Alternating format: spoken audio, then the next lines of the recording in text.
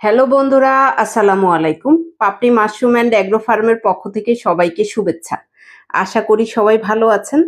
একজন শ্রদ্ধেয় উদ্যোক্তা জানতে চেয়েছেন আপনার স্পনের ওজন কয়েকটা মাত্র 500 গ্রাম, বেশিরভাগই 450 গ্রামের কাছাকাছি।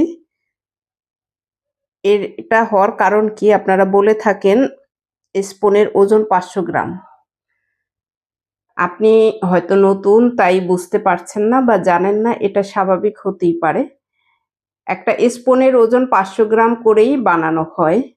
এটা যেহেতু কাঠের গুঁড়া, যখন ল্যাবে রাখা হয় 18 থেকে 22 দিন মাইসেলিয়াম রান হওয়ার জন্যে, তখন এই কাঠের গুঁড়োটা কিন্তু শুকিয়ে যায়, যার কারণে কিন্তু ওজন 25 থেকে 30 গ্রাম বা 40 বা 50 গ্রাম কমে যায়।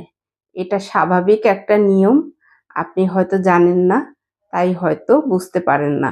কারণ যে কয়েকটাতে আপনি 500 গ্রাম পাচ্ছেন সেটা হয়তো 500 গ্রামের অধিক ছিল ওজনে, তাই আপনি 500 গ্রাম পাচ্ছেন। কিন্তু নর্মালি অ্যাভারেজে সবগুলো আমরা 500 গ্রাম বানিয়ে থাকি। এরপরে ল্যাব থেকে বের হওয়ার পরে কিছুটা শুকিয়ে ওজনে কমে যায়। এই নর্মাল বিষয়টা আপনি হয়তো জানেন না, সেজন্য আপনি মনে করছেন যে ওজনে কম কেন। এখানে প্রোটিনের পরিমাণ এবং এর মধ্যে মাদার যথাযথভাবে দেয়া হয়েছে।